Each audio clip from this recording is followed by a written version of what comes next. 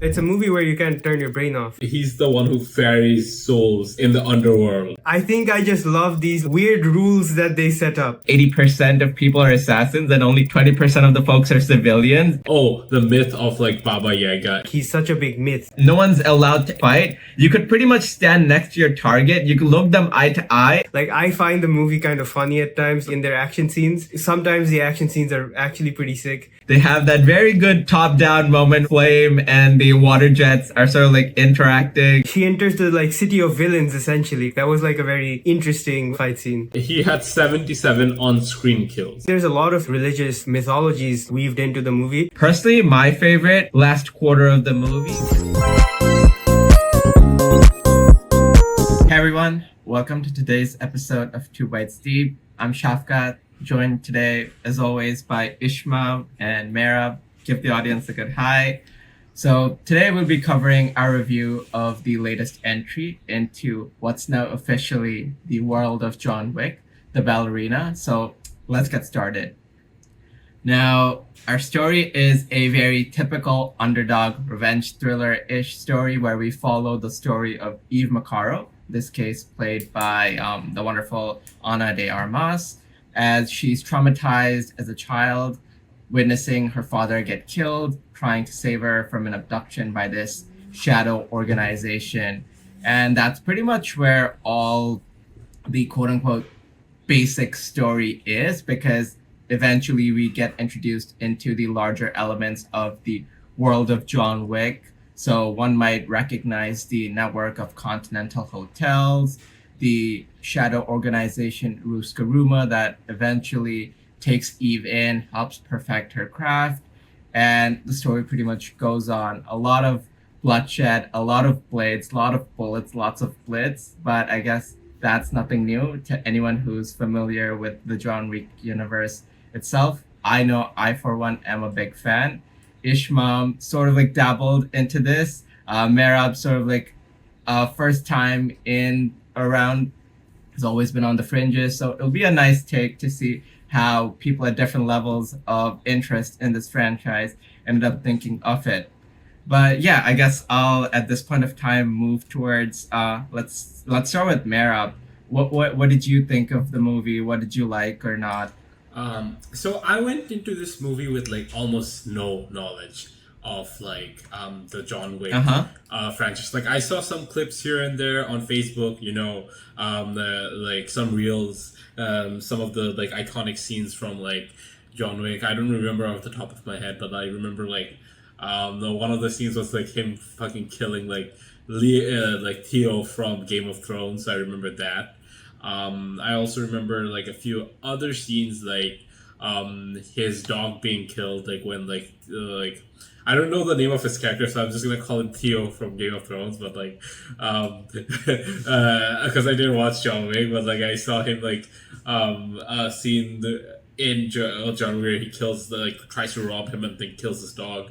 So I saw these scenes, and I also saw like the myth of like Baba Yaga and like how like Theo's father was telling him those scenes. But other than that, I'm like pretty fresh. Like I had like zero exposure to like John Wick's like other core elements. Like so, I don't have any idea what the Continental was. Like I actually learned about why exactly the Continental was so important like after I watched the movie from like Shafkat here. Like he explained to me like some of the other key aspects. So like I like there were some parts of the movies that I was like, oh well, why exactly like is this happening? And like I got like the lore behind it later on. But like yeah, so I went into this with like a pretty fresh mind, and like I honestly like I found like the movie to be okay. It wasn't like a bad movie. It was like a decent watch. Like it wasn't like it was not like I was like bored out of my mind and wanted to head out or anything. But like it was a decent movie for me. Like I didn't find it like astounding like a lot of people I saw like they found it like really good or like something online. But like I thought it was good. Like I'd give it like a solid 6 or 7 out of 10 for me. So like I thought it was like a decent movie, like a decent movie I'd watch, but like not something like I'd be like very keen about and like looking forward to, Sounds good. What's your take, Ishmael? Yeah, for me, I think I only watched John Wick, the first movie, and I thought that was the only movie I watched from John Wick. But I think I also watched John Wick 4 because it might have been Shafkat, but someone convinced me that I don't need to watch all the John Wicks to enjoy John Wick. And then, so I think I watched John Wick 1, John Wick 4, and then Ballerina was the last movie I watched in the John Wick universe. For me, I think John Wick, the first John Wick movie I watched, I didn't enjoy it as much. The fourth one I watched, I think I enjoyed it a little bit more. And then the last one I watched, I think I enjoyed best out of all the John Wick You mean movies. Ballerina? I think I do like, yeah, Ballerina. I think I enjoyed a lot. I don't know what it's about, but I think just understanding like how they kind of go about it. Like I find the movie kind of funny at times, like in their action scenes. I do sometimes the action scenes are actually pretty sick. And then it's just a fun movie, I think. Yeah. And for me, it's always about like the expectations I've had and like what I got. And going into this movie, I think I had very, very low expectations, not for anything in particular, but just because I didn't really hear about the movie a lot. And Merab or Shafkat didn't really tell me much. The only thing I got from Merab was it's an okay movie. Like I wouldn't want to watch it. So I think Not that Merab I paints wouldn't my want to movie watch going it, but experience. like it's like not it's a like a movie I wouldn't like like be super excited about watching. It's like Yeah, yeah. No, Yeah. I totally get it. As a first entry into the franchise, it can definitely be a very good point for anyone interested to step in. But yeah, a yeah. bit of But like context to what Ishmael just I just said. want to add one thing. The one Uh-huh. thing I liked a lot was like the action sequences. I felt like they were really good. Like the plot was very mediocre. Like I could like predict like most of the plot points. I feel like that's like the case nowadays with most action movies. But like I could pretty much like predict like every single thing that was gonna happen. Like I thought there was like a very average plot. Like there was nothing new going on in this plot. Like it's a very average revenge story that we've seen time and time again. But like one thing is like the action scenes were really good, especially like I really like the tavern fighting scene. I thought that was a really good scene in general.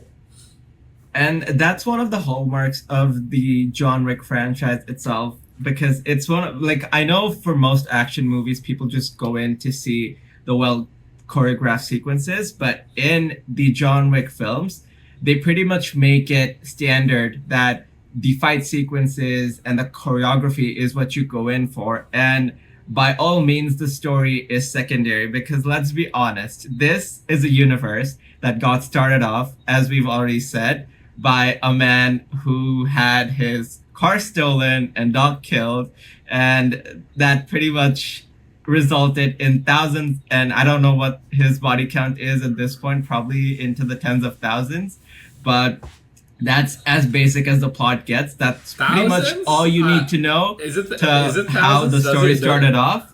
In John Wick 1, does he kill 1,000 people? Like that seems like a really large. I mean, I won't be surprised with how many people that's in his background trying to kill him. The way this universe, at least how I take it, it seems to be 80% of people are assassins and only 20% of the folks are civilians. Every other person he looks to his left or right happens to be some sort of assassin undercover, which is quite wild. But then again, like, this is one of those popcorn movies which is best enjoyed turning your brain off. And I intend to do that and just enjoy the blades and bullets flying as that happens. And yeah, the fight sequences. I just wanna like clarify this. So I just looked it up, and like in John Wick 1, the number he had 77 on-screen kills. So these are on the kills on screen that we saw. So that the 77 on-screen kills in John Wick 1. I just I like think- to think I of him think as it's some sort of not- like urban legend Yeah. who's got like who's got a much bigger sort of like aura to him than what meets the eye. I think that's what like it exactly is. It's not about how many on-screen killings he has. Merab, let me fucking let me just finish. finish one thing. So it actually like decreased a bit in John Wick 2, where he only killed 51, but it started like increasing a lot from John Wick 3 and 4. So John Wick 3 had 173 on-screen kills, and John Wick 4 he had 289. which like is like a like almost he's like doubling his on-screen kill counts every movie. Okay, what I wanted to say was that I think the numbers are kind of inconsequential because it's the, as Shafkat said, the aura that is built around John Wick. He seems like a person who can like destroy people, and like he's such a big myth. Like as you said, like he's called Baba Yaga, which is like essentially like the boogeyman. So everyone's afraid of him, and then he just seems like this unassuming guy who can't do anything. But then you go into this fight scenes, and then he's like destroying like so many people. So it's like they might only show like one or two killings, but you know for a fact that this man has killed thousands. Like that is the aura you get off of him. I mean, So I'm that is, I convinced think- that he's pretty much killed entire cities off just in his wake of destruction, at least from what Yeah. movies 3 and 4 hinted. And a bit of context for anyone who might be tuning in, the Ballerina movie, it's actually set in between the timeline of movies 3 and 4. But then again, it's absolutely inconsequential. If you didn't even know, it's not going to impact you either way if you're just want to watch just the John Wick movies or just the movie itself. Me going into it, like I saw like I didn't like think like I missed out too much when I went to it. Like there were some parts that was like especially the Continental, like I was like, why isn't like she killing and stuff like that. So those are like I was like confused about that, but like Shafkat, but like other than those parts, I think like it's like you don't really need that much context. It's essentially like it's an action movie. I don't think you need much action. Even like going into like Mission Impossible, like, I didn't like I watched like some of the movies without like zero context, and I still like enjoyed the movie. So like I don't think that you need much context in general for like action movies. So let's sort of like direct this conversation to points that why somebody might consider watching it. Now, if you ask me, there's quite a few unique elements to the John Wick franchise itself. I think first of all, it's this vibe that it gives off. It's this very neon shaded, candle lit, at the same time, very neo-industrial with steampunk elements to it, which gives it a very unique setting, particularly those among action movies set in the modern world. Like I know there's been movies like Mad Max, which is in a world of its own. But for most other movies, let's say The Bourne Identity, Mission Impossible, or other ones I could think of at the top of my mind at the moment, they pretty much just blend into the real world and just hop from cities from time to time. But here there's that very, this world is not sunshine and rainbows element to it. And there's this added identity of, like we talked about, all these continental hotels, which is a very key part of its lore. And they've all got its own unique identity. So depends on which movies you've seen it. Not that it's a spoiler of any sort. We've seen the ones in New York, which is pretty much the one where we all start off from. The one in Rome, Osaka, and in our latest installment in the Ballerina movie, the Prague. All with its own identity, its own leadership. And I mean, we can't ever forget the legendary duo of the New York Continental of Winston and his concierge, Karen. Unfortunately, Lance Reddick died, so we won't see Karen on screen anymore going ahead. But it was a good ride for whatever time we had him around for. But yeah, I guess... Funny thing, this is not like... this is like not like a bit off topic, but Charon, like the name Charon actually is like the the derivation of it. Yeah, it's from like Greek mythology. So like it's he's the one who ferries souls across the river. I forgot the name of the river in the underworld. The boatman of the Is it Styx. Styx? Yeah. The river Styx. He carries souls across the river into like their final destination, like to be in the underworld, right? So Yeah, and John Wick's the boogeyman, so it just adds up 2 and 2 to 4. I think they did bring in like a bunch of like mythology in it as well. I don't know if it was particularly intentional, but I do remember a line in the movie where like they kind of talk about Eve as if like, you know, Adam and Eve, where does she want to go out into the world and does she want the bite of the apple? Like, you know, she knows it's the original sin, but like does she want to go out of the, you know, I forget what the thing is called, the room, But yeah, so I think there's a lot of like religious sort of mythologies like weaved into the movie, which I also kind of enjoy. And on the point of Eve, that's a good transition. Let's talk about Ana de Armas and how she played this role. So I've seen Ana de Armas in not too many movies so far. Like I only see so many movies myself. I think the first time I saw her was in Knives Out, and one of her stellar entrances into the action movie scene was probably the cameo she did with Daniel Craig in the last James Bond film, No Time to Die. I think it was that undercover agent Paloma. She was there for only like 2.5 minutes, but she left a very strong impression, particularly in terms of how she handles action sequences. Yeah. She did appear in the Gray Man movie with Ryan Gosling and Chris Evans, but that movie was so terrible. It was very blitzy, but obviously terrible. I don't recommend anyone to watch. In my opinion, like I don't know. I guess she's not considered one of the newer actors, but like in like the newer like more newer like generation, like the something like the past 5 years or something along the timelines of like Anya Taylor-Joy and these like, even Florence Pugh of sorts. So like I think like she and Florence Pugh in the last 5 years have been like the top actors or so.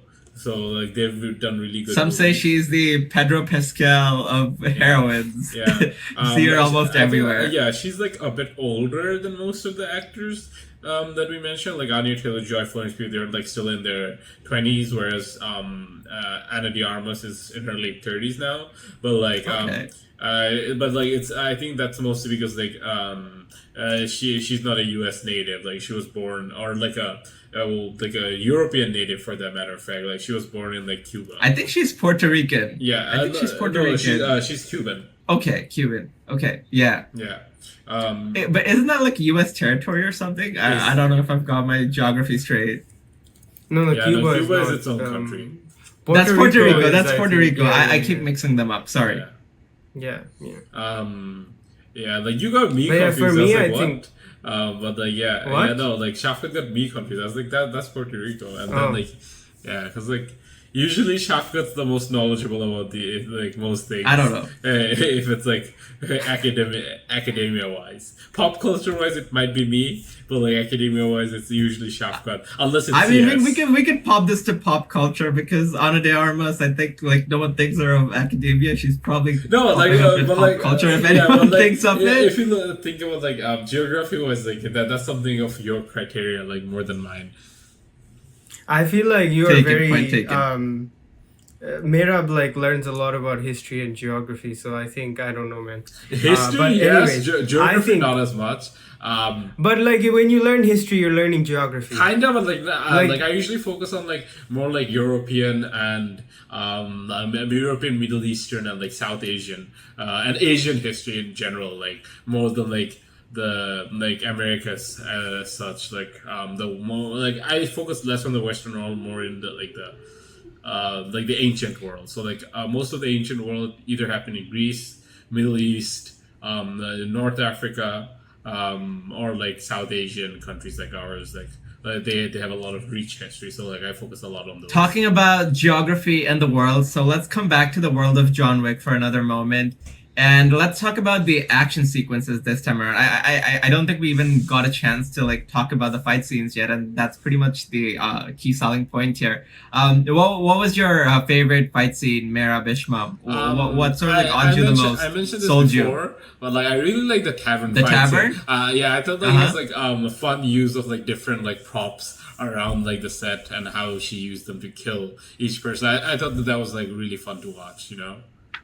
And these fight scenes, they've all got their unique themes to it, right? Like the tavern scene you brought up. It had this very close combat, mostly grapples, not too much gunfights. And they had that very good element with all the silverware and the plates keeping on banging it on each other's heads. With the traditional sort of like cafe music playing in the background, which just helps add to the environment there. Yeah. But yeah, what was your favorite, Ishmael? I think my one was I think the disco, or where she was like protecting the witness. The key asset there, yeah. Yeah. I don't know why, but like, she looked really pretty there, and like she looked very beautiful, and like she was doing all these like crazy like kills, and like I don't know, it was like a monkey brain like kind of a situation where I was like, this is awesome. And Like it's a very glitzy fight. It's a yeah, very yeah, glitzy yeah. fight. Yeah, and then I think it's like you see her like just take down all these big men, and then I think at the very beginning they also like show her that like you can't fight like the men with their strengths, but you have to use your own like wits and like use the weaknesses of men and stuff like that. And Fight then like she a kind of girl, does as that. they'd put it. Exactly, fight like a girl. And then I really enjoyed her like fighting like a girl, essentially, like looking all beautiful and everything, and then she's just like destroying everyone in her wake. That was like a very interesting, I think, fight scene. And that was also like a good plot point because that was one of her first like key missions where she's been deployed. And it also helps us give this understanding that she's still very new. She's still inexperienced because you see her being tossed around and thrown around a lot. Mm-hmm. Something you probably won't expect with John Wick. He just go in all guns blazing, countering every other move. But she's like thrown left and right, fighting with rubber bullets, and not that she was too happy about it. And I don't know if most folks have noticed, at least the folks, probably Ishmael and Mara probably won't vibe as well because they haven't seen the John Wick movies as much. But at least in the past few movies, like there's always been a very big fight at some sort of like EDM rave, some sort of like disco. So going back to the second movie, it would be the event in Rome. Ishmael, you probably know this one. In John Wick 4, there was that huge rave that was happening in Berlin where he fights the antagonist there with the casino and the chips.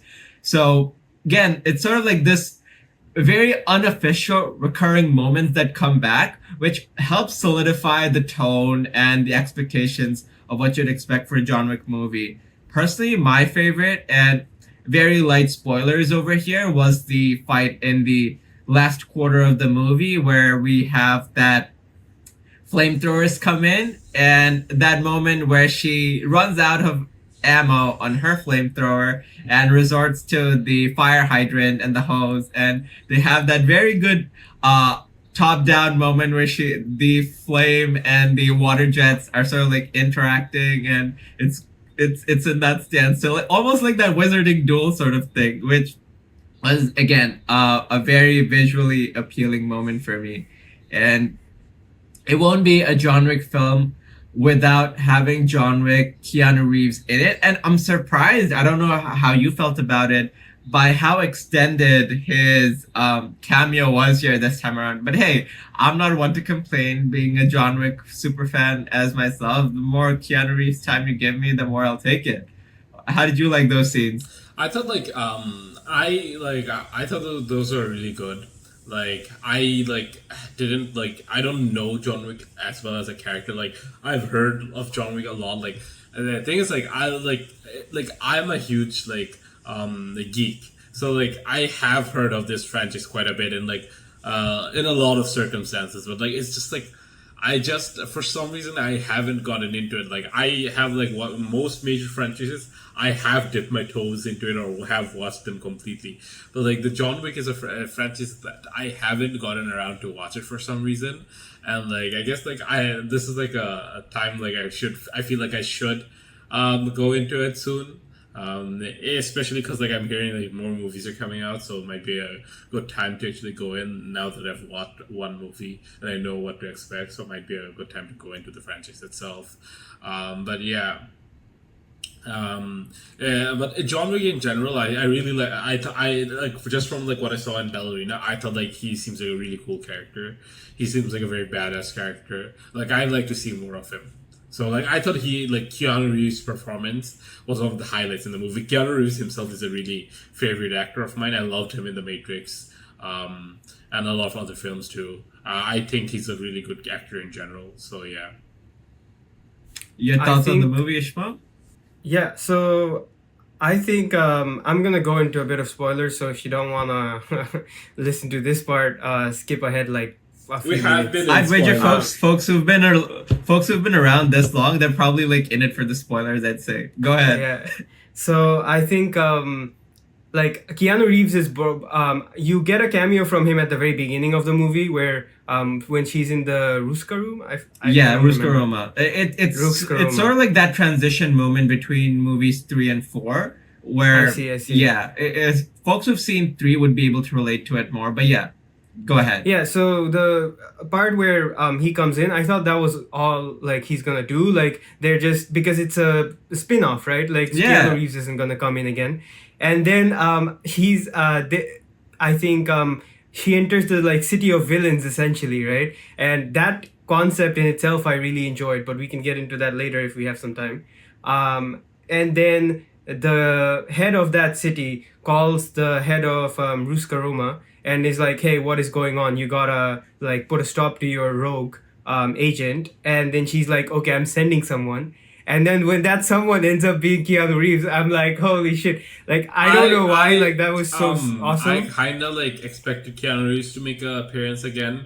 I didn't know it would be in this capacity for sure. Like, but, like, when they said I have somebody, I immediately assumed it was going to be Keanu Reeves. Because, like, who else? I did not. Who else would they say? I honestly thought, you remember, like, that girl that dropped out earlier in the movie from, like, the Assassin Academy, like, she wasn't able to make the cut or something. I think I somehow thought it was probably gonna be her. Some sort of like rogue element to the Ruska Roma, and they bring her out. But yeah, no, there is, aside from this, I think there's also another pretty good sort of like plot twist that comes around like the third quarter, fourth quarter, the reveal third of the yeah. reveal of the system. Yeah. Before we sister. get into that, I just wanted to say like in the Keanu Reeves fight, when he comes in, like I was more expecting that she's just going on a killing rampage right now. So they're gonna send in like some random person we don't have any emotional attachment to, and then that person's just gonna get killed off because like she has to like kill off everyone here right now. Yeah. But then when it's Keanu Reeves, then I'm like, oh, like that plot is not gonna go that way. So how are they gonna resolve this whole situation? And then when Keanu Reeves is like, hey, I have till like 12 to kill you. So if you can get it done before 12, like kill everyone else, you're good. And I think I just love these like weird rules that they set up. I kind of like assumed that those like I didn't assume like I didn't think of like this exact plotline, but I assumed like when like Keanu Reeves appeared, my thought process was, oh, they're gonna team up, which they did pretty much. Like they're gonna team up. And like they're gonna like somehow something's gonna happen and they're gonna start teaming up. Like cause like that's I understood. I honestly that. didn't expect them to team up because for me, when I've seen like Keanu Reeves enter, I was in this sort of like conundrum in the sense that, okay, we've got this in terms of like the plot line, right? From the Ballerina standpoint, Eve is the unstoppable force, right? She is the protagonist. She can't just die this prematurely, this early in the movie. And on the other side, you've got like John Wick, let's say the unstoppable object in this case, because he's going to have to continue in the next film, right? You mean immovable object. Immovable object. I don't remember what I said. Yeah, unstoppable force versus the immovable object. And what they did a very good balancing act over here where they really show how Keanu Reeves was able to humble Eve. He had him at pretty much an execution position 3 or 4 times with the gun, the knife, and the grapple holds and whatnot. And they somehow, as we just discussed, they come to that impasse and they sort of like call that truce, and he feels a bit of sympathy for her and lets her like do her thing as long as she's playing within the rules and gets stuff done by 12 p.m. So I think that was a really good balancing act they did there, because I think one way, if they like overpowered Eve, they could have like go ahead. Yeah, one question. So this is not Ballerina related, but this is John Wick in general. But so when I heard this, like Eve is introduced in the 4th John Wick movie, right? Like she doesn't come in any of the movies earlier. Like she isn't introduced in face or name anywhere. This is the first time she appears. Like the way they show it in this movie in itself, that in between the transition of 3 and 4, they somehow meet. And I know I think I know what you're probably coming towards. Like how John Wick even ended up being someplace in Europe when he's supposed to be in Morocco. Or something like that. I don't know. I have no idea what the plot. No, my question Okay. was more like in like a broader perspective. So Yeah. So in when she's introduced in 4, does it like address what happened in Ballerina, or like is she like a? She's No, not she doesn't introduced come up in, like I said, she doesn't come up in 4 at all. So what you see in Ballerina, it doesn't impact the story up until John Wick 4 in any way. I don't know if they plan on bringing her up in So like 5, if there is going to be a 5. How did they do like has she never been introduced as a character in like the mainland John Wick series? No, this is her first appearance, and they sort of like we were talking about that fight where the Wait, director so- calls so- up on John Wick. I assumed she was a character introduced in one of the John Wick movies, and like that's where No. that we saw No. her origins from. No. No, so that's where this comes in. Like, if you've sort of like been familiar with the lore, this is like a very new character, and this is some person that John Wick meets in passing in between those 2 films, and where he and she have all their encounters. Speaking of that, I think in general, because I had no context of like if she was introduced, if she's a major character, like I didn't know if she's important enough to keep. So I was like, John Wick could just kill her.